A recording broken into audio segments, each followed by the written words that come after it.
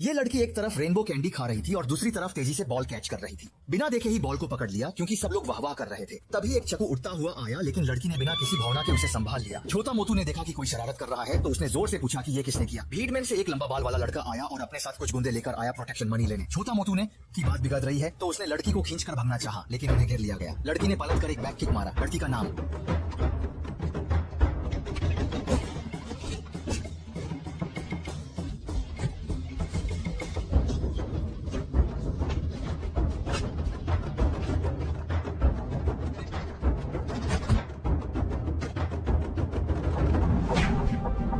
चेंगशी है, जो ऑटिज्म से पीड़ित है, लेकिन उसके पास अलग ही शक्ति है। वो कुंफू मूवीज देखकर तुरंत हर मूव याद कर लेती है। थोड़े समय बाद पड़ोसी छोटा मोटू भी उससे आसानी से हरा दिया जाता था। वो एक अनोखी मार्शल आर्ट्स जीनियस है, लेकिन जीने के लिए वो और छोटा मोटू सड़क पर कला दिखाते थे। इस लड़ाई में जीत तो मिल गई, लेकिन अब वो कभी भी सड़क पर कला नहीं दिखा सकते क्योंकि उन्होंने गुंडों को नाराज कर दिया था। हर दिन कोई आकर उन्हें परेशान करता था। इस आमदनी के बिना उनकी माँ को कैंसर होने की खबर मिली। कैंसर ने उनकी मुश्किलें और बढ़ा दी। उनकी दवाइयों की कीमत वो बिल्कुल नहीं उठा सकते थे। आखिर में घर की सारी बचत खत्म हो गई और माँ को मजबूरन घर लौटना पड़ा। माँ जब उठी और लिविंग रूम में आई तो उसने चेंगशी को परेशान देखा और उसे तसल्ली देने आई, लेकिन चेंगशी ने माँ की विक खींच।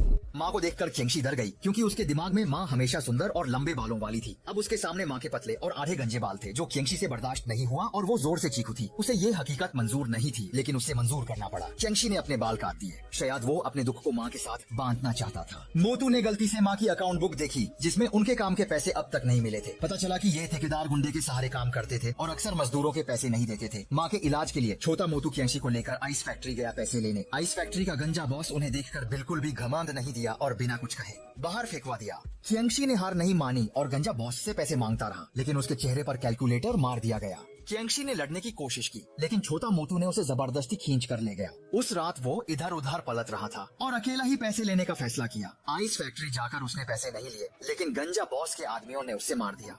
पर लेते चेंगशी के दिमाग में मूवी के मूव्स और माँ का बेचारा चेहरा घूम रहा।